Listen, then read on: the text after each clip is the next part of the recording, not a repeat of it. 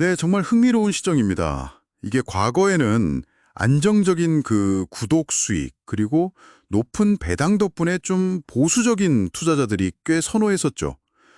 근데 지금은 근본적인 어떤 시장 변화의 파도 앞에 딱 서 있는 상황입니다. 특히 자료를 보면 2024년에 이게 수년 만에 첫 순손실이었어요. 그리고 2025년 2분기 실적 역시 매출도 줄고 주당 순이익, 그러니까 그 주식 한 주당 벌어들인 이익이 시장 예상치를 아주 크게 밑돌았다는 점. 이건 뭐 단순한 실적 조정을 넘어서는 분명한 경고등으로 봐야 할 것 같습니다. 그렇군요.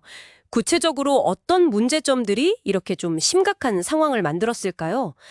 자료들을 이렇게 쭉 종합해보니 역시나 그 스트리밍이라는 거대한 흐름에 대한 대응이 한 발 늦었다. 이 지적이 가장 날카롭게 다가오네요. 정확합니다. 스포티파이나 애플 뮤직 같은 글로벌 공룡들이 막 치고 나오면서 상황이 좀 복잡해졌죠.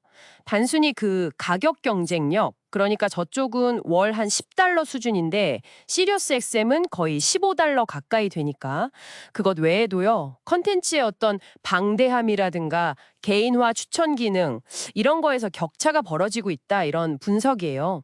자료에서는 특히 젊은 세대들이 압도적으로 이런 온디맨드 스트리밍을 선호한다 이렇게 나오거든요. 그러다 보니까 신규 가입자 확보는 점점 어려워지고 기존 고객 이탈은 오히려 가속화되는 뭐랄까 이중고를 겪고 있다고 지적합니다. 아, 신규는 줄고 이탈은 늘고? 네, 그렇죠. 여기에 더해서 금리 인상이라든가 소비 심리 위축 같은 거시경제적 요인도 무시할 수가 없어요. 예를 들어 자동차 판매나 광고 시장이 둔화되면 시리어스 XM의 수익 구조상 타격을 받을 수밖에 없거든요. 특히 그 광고 수익 비중이 상당해서 경기 변동에 좀 민감하게 반응하는 체질이다. 이 점도 자료에서 강조하고 있습니다. 듣고 보니까 정말 사면초가 같은 그런 느낌인데요. 근데 또 흥미로운 점은 이런 위기 상황 속에서도 자료들은 여전히 시리어스 XM의 저력을 이야기한다는 거예요. 약 3,450만 명, 이 중에 유료 가입자가 3,270만 명이나 된다는 탄탄한 가입자 기반이 있고요. 구독 모델 특유의 그 안정적인 현금 흐름, 그리고 현재 주가 기준으로 약 4.5%에 달하는 배당 수익률, 이건 분명 무시할 수 없는 매력 포인트 같아요. 차 시장과의 오랜 파트너십 있잖아요. 이걸 통해서 차량의 기본으로 탑재되는 오디오 시스템, 이게 여전히 강력한 가입자 확보 통로 역할을 하고 있죠. 그리고 내부적으로도 그냥 손 놓고 있는 건 아니에요.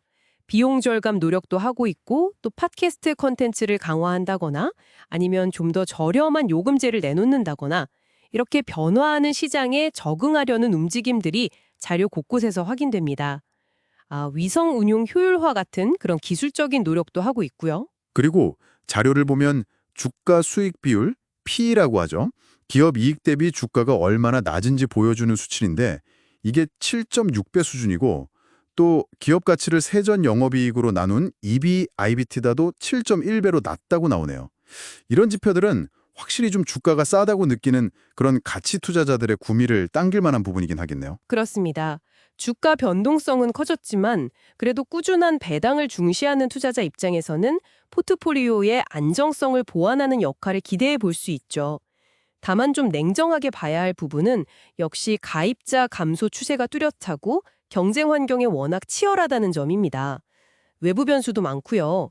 그래서 자료들은 대부분 단기적인 주가 급등 이것보다는 앞으로 한 1년에서 3년 정도 이 기간 동안 회사가 추진할 전략들이 실제로 효과를 내면서 중장기적으로 회복할 가능성, 여기에 주목하는 분위기입니다. 결국에는 경영진의 실행력 그리고 실적 개선 여부가 관건이 될 겁니다. 네, 오늘 이야기를 쭉 종합해보면 시리스 XM은 그 탄탄한 구독 기반과 배당이라는 오래된 강점, 그리고 스트리밍 시대의 아주 격렬한 경쟁과 변화하는 소비자 취향이라는 거대한 도전, 이 사이에서 좀 아슬아슬한 줄타기를 하고 있는 그런 모습이네요. 효과적으로 스스로를 혁신하느냐에 달려있다고 봐야겠죠. 분명히 잠재력과 위기가 공존하는 상황인데 어느 쪽으로 기울지는 아직 예단하기 어렵다. 이게 자료들의 공통된 시각인 것 같습니다. 오늘 저희가 함께 살펴본 내용들이 시리우스 XM의 현 주소를 좀 입체적으로 이해하시는 데 도움이 되셨기를 바랍니다. 마지막으로 이런 질문을 던지면서 마무리하고 싶네요.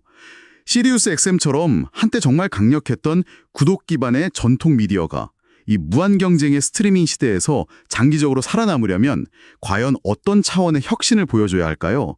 여러분도 한번 깊이 생각해 보시면 흥미로울 것 같습니다.